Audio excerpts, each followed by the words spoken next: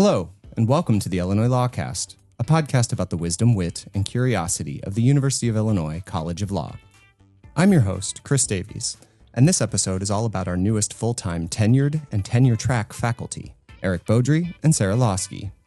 Both tax law experts joined me in studio to discuss their background, why they were drawn to tax law, what research they have been working on, and what they're looking forward to as members of the College of Law faculty. Both Baudry and Lawsky were friendly and engaging in our interviews, showing why they are such great assets here. I hope you enjoy our conversations.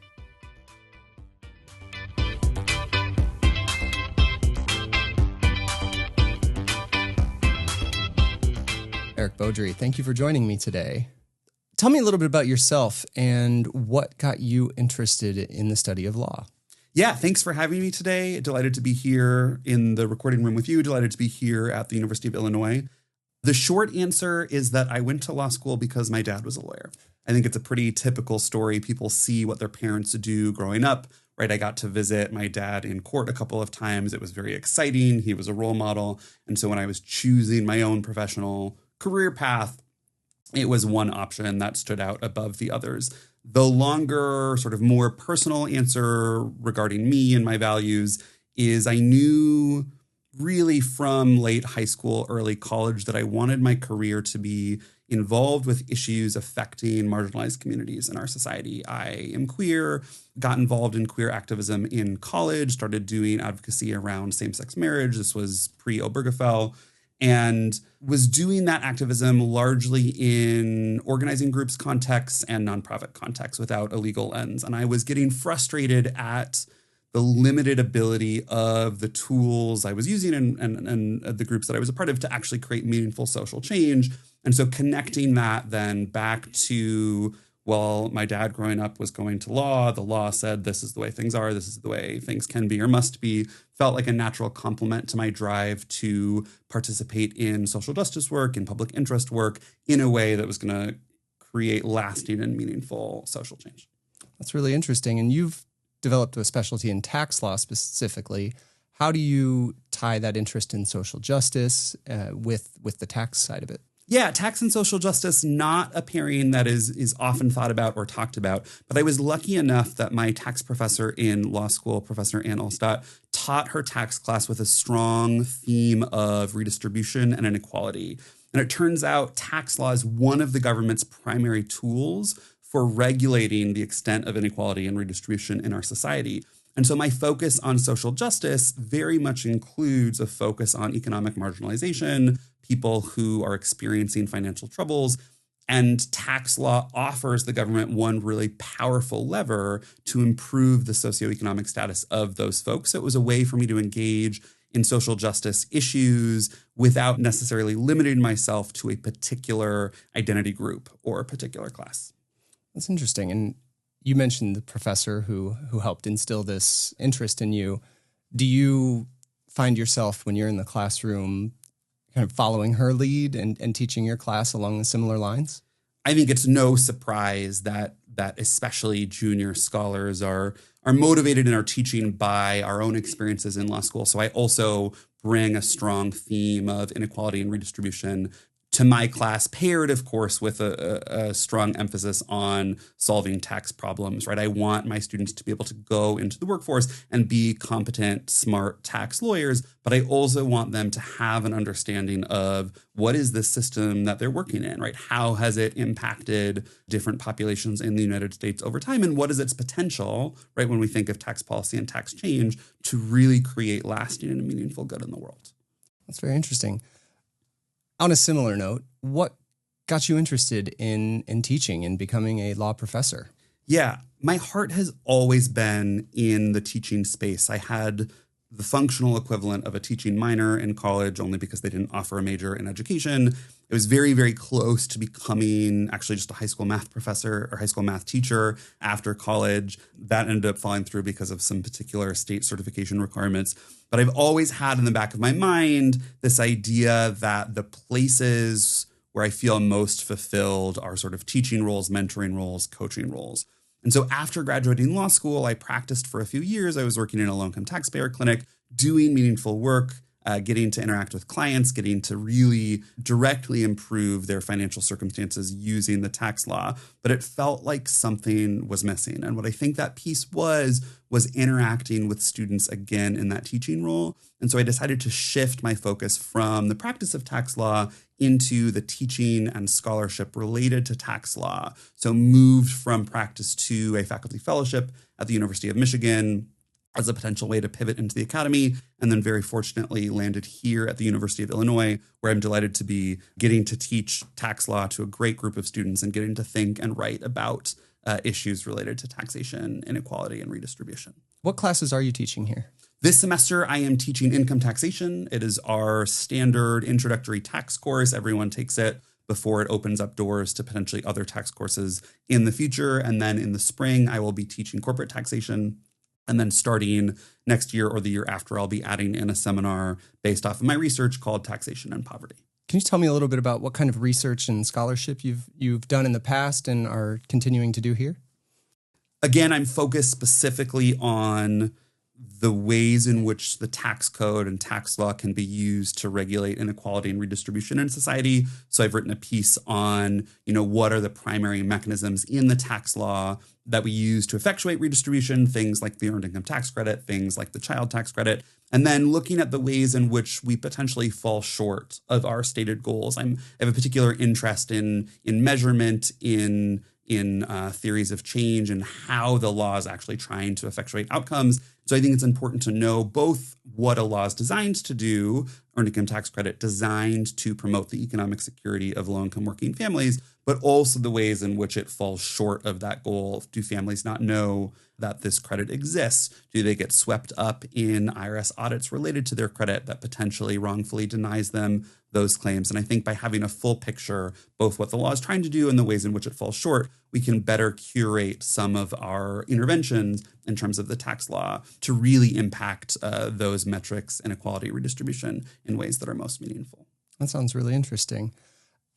What are you looking forward to most in this role? You're only a few months in now. I hope it's going well. And if I'm asking to look ahead, what's exciting to you as an Illinois law professor? Thanks for the question. Yeah, I feel like I'm getting my feet wet in a really fascinating sort of second part of this tax law space. I have a few years under my belt in a low-income taxpayer clinic, working with clients, seeing the ways in which the tax law impacts their day-to-day lives. And here at Illinois, I'm getting to work with an incredible group of students. I'm getting space to think about some of these issues on a more systemic level, working on papers.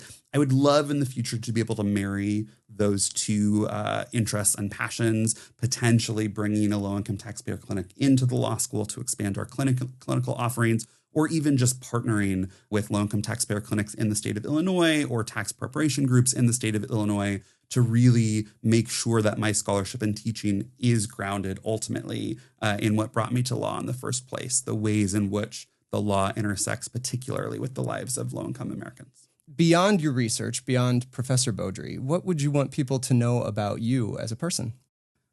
I love games is really the shorthand version of that. I play Dungeons and Dragons with friends. I play tabletop games, both with friends and sometimes just in the community when events pop up. There's a new board game Cat Cafe in Champaign that I'm excited to try out. I play competitive trading card games. I enjoy escape rooms. Essentially just opportunities to be a little silly, to solve a puzzle, to socialize, spend time with friends. I think it's important. I take my work very seriously. I work on issues I think that have particular social importance, and sometimes that can get heavy. So I like to balance that with making sure that my life is filled with friends and filled with joy. Is there any intersection between solving tax riddles and doing a board game? Oh, certainly. I mean, I think of the tax code as really a closed set of rules, right, that Congress has published in the United States Code, that the Treasury has interpreted through regulation. And when you know the rules, when you understand the rules, you're able to both use them, right, to achieve particular outcomes when it's a client that you're representing, but also you're able to understand them in a way that you can then impart to students who are trying to learn the set of rules themselves. A board game is no different, right? You sit down, it has a rules manual, 12 pages, 15 pages, not the thousands of pages that make up tax law, so perhaps a little simpler. But again, your goal is mastery of the rules, because once you understand the rules, it opens up possibilities in the game for you to make strategic choices, for you to make better choices than your opponents, et cetera. So very, very similar neural patterns being activated there. Probably why I like both. Yeah.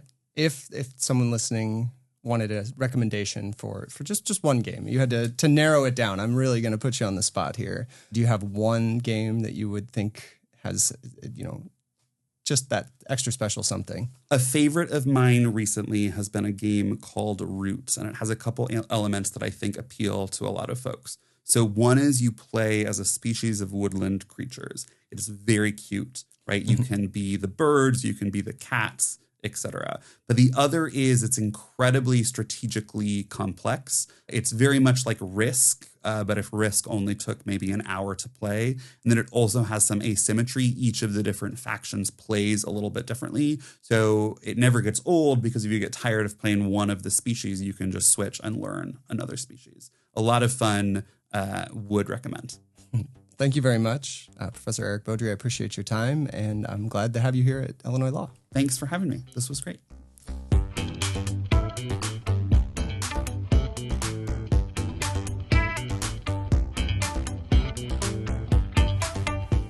Thank you again to Eric Baudry for joining the podcast. My second interview is with Sarah Lawsky.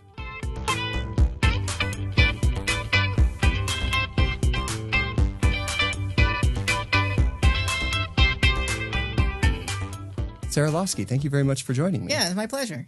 Can you tell me, just to start off with, what got you interested in law? What sparked your passion for it? When I was in college, I studied math and logic.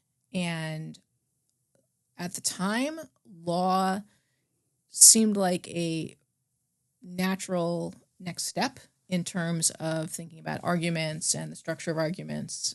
So I think that's what initially, a very long time ago, sparked my interest. Yeah. So you like arguing, debating, that kind of thing? I don't, actually. No. That's interesting. No, I'm not really. I don't really like arguing and debating, but I do like thinking about persuasive arguments and what makes an argument persuasive. Okay. And you then got into academia. What made you want to become a professor? I was a tax lawyer for a number of years. I loved being a tax lawyer. I loved having clients. I also was, at the same time that I was a tax lawyer, I was getting my tax LLM part-time, and I really enjoyed those classes.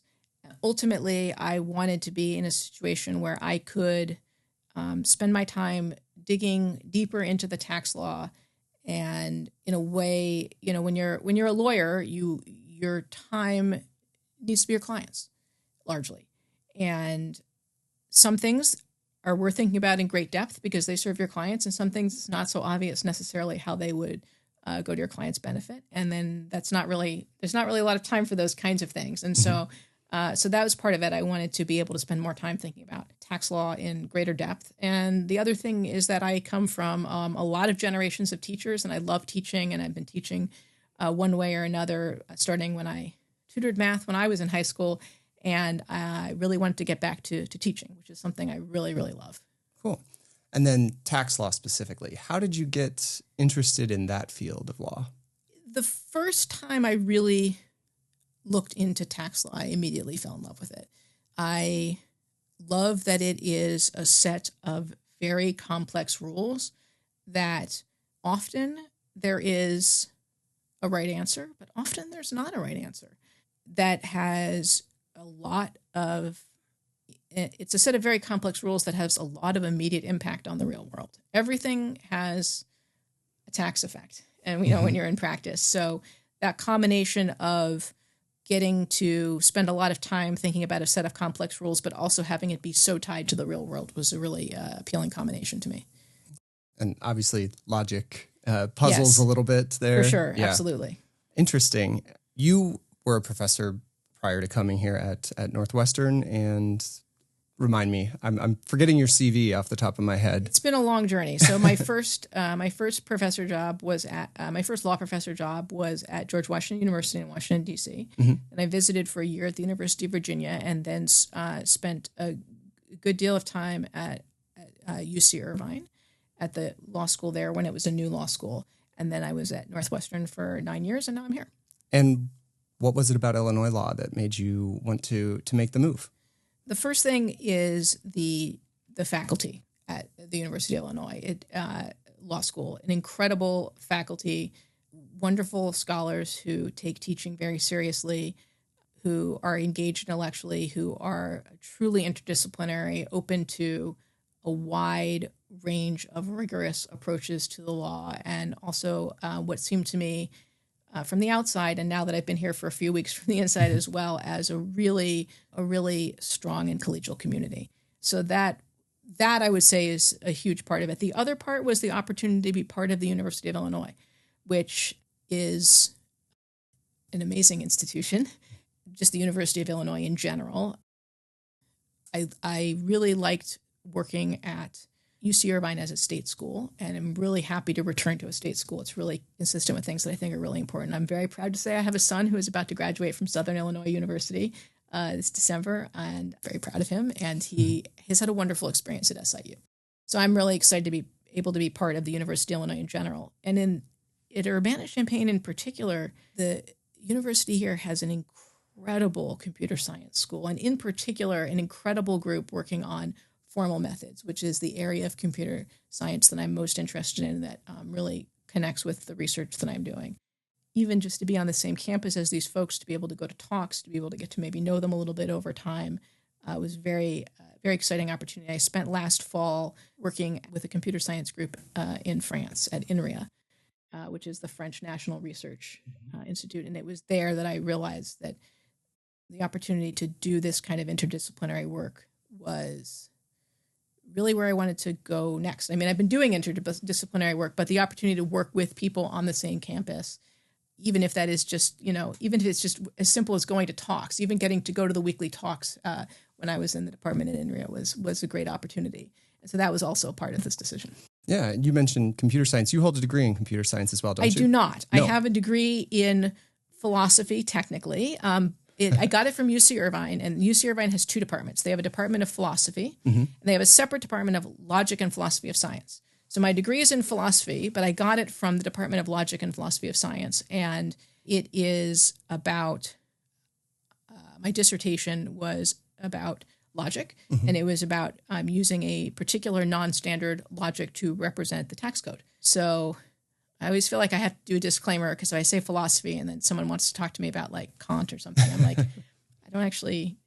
I can't actually help you there. Yeah. Well, tell me a little bit more about your research that you're doing and some of the stuff you're looking forward to doing.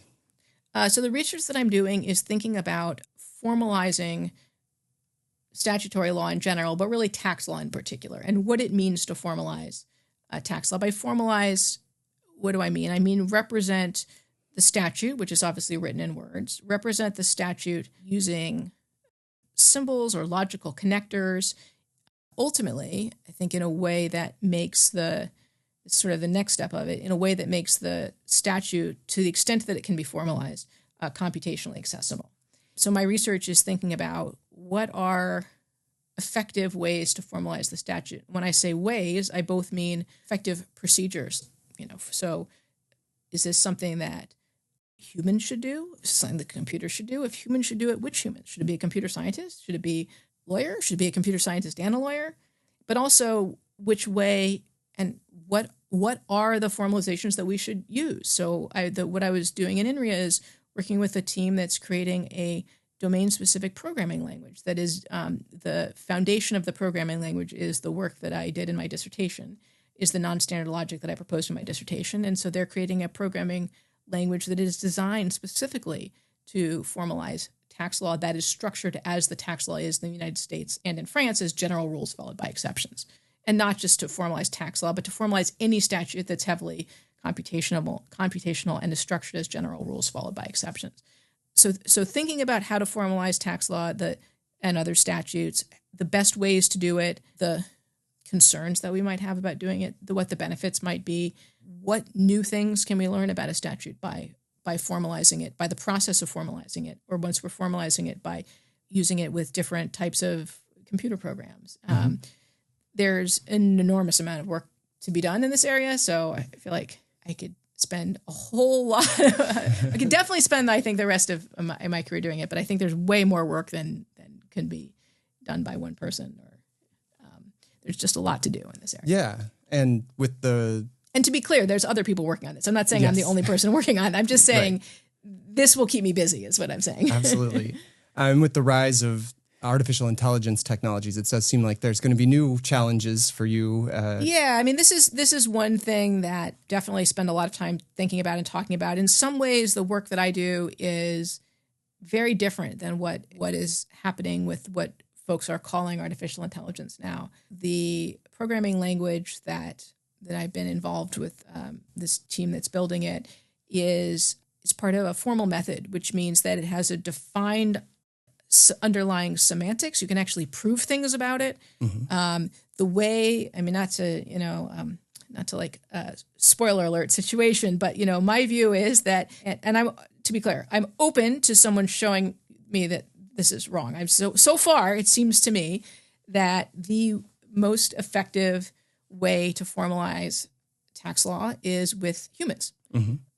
People often say, well, can't a large language model do this, or can generative AI do it? And my response to that is, I don't know, show me. If it can do it, I'm super curious to see it if it can happen. I just haven't seen that yet. The things that I'm working on are deterministic in the extreme. Like, you definitely know what you're going to get out of them. That's sort of the whole point of formal methods, is you can really prove things. You can show that your code matches up with your specifications. You can actually prove things. And on the other end of this, maybe not on the other end of the spectrum, I'm sure we can get more random, what's sort of the large language models or generative AI, the things that people are sort of focusing on now it's a very different approach. Is in some situations actually more probabilistic. You don't really know what you're going to get.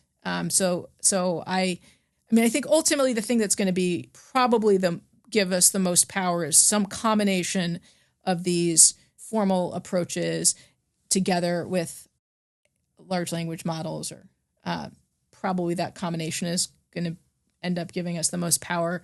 At the moment, I enjoy working with the more deterministic approaches, but I'm certainly open to seeing other approaches. And how does your work, your research, translate to your teaching here and your role as co-director of the Innovation Law and Technology program?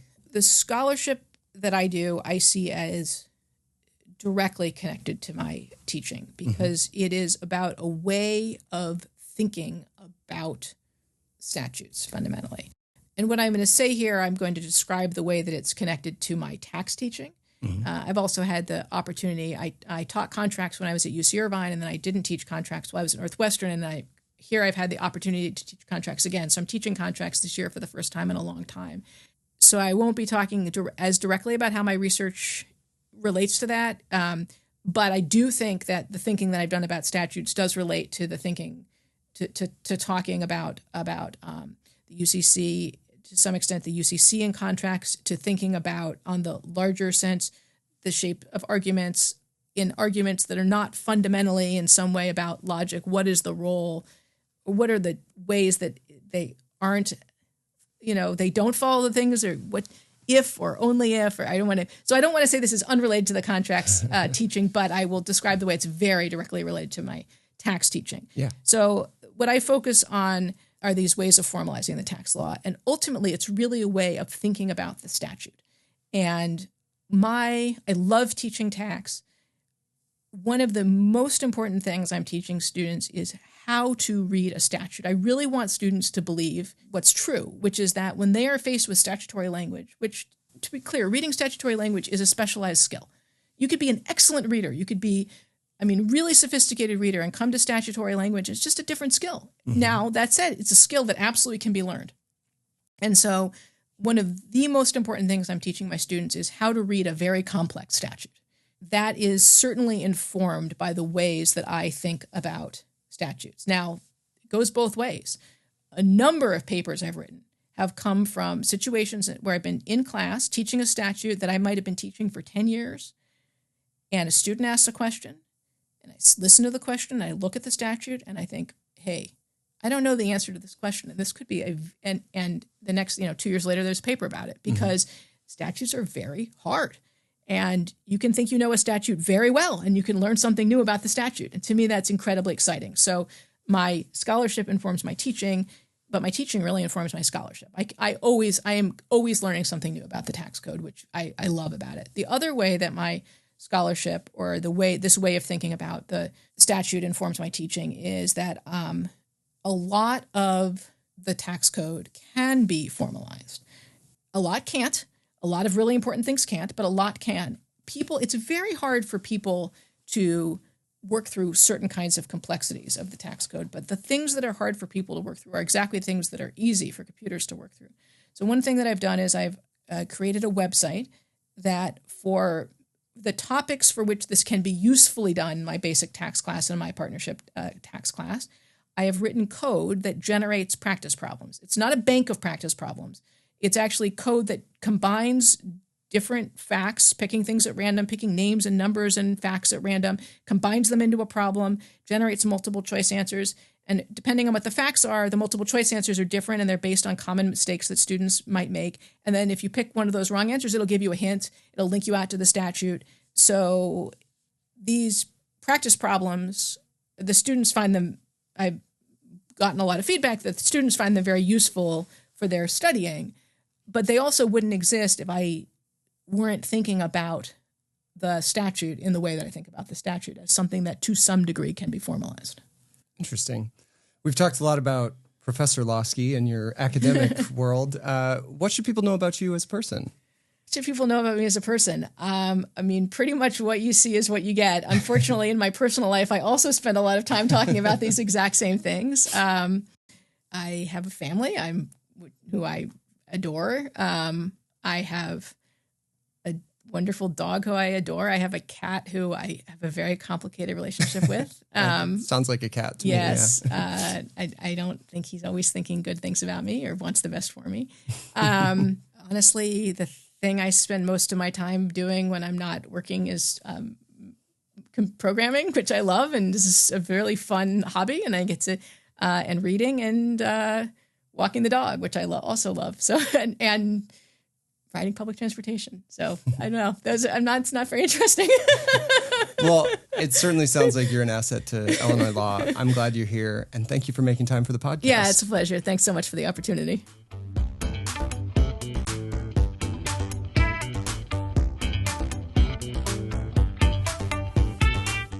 Thank you again to Sarah Lawsky and Eric Baudry for sharing a bit about themselves and their work for the podcast. Thank you to our listeners as well for taking time to listen to the Illinois LawCast. If you would like to share any comments or suggestions, please send an email to podcast@law.illinois.edu. Subscribe to the Illinois LawCast on Spotify, Apple, YouTube, or wherever fine podcasts are downloaded. This episode was recorded, mixed, and edited by me, Chris Davies. Special thanks to Kelly Moss for our album art and other graphics, and to Krista Getke for her help in the editing process. Until next time, thanks again for listening to Illinois LawCast.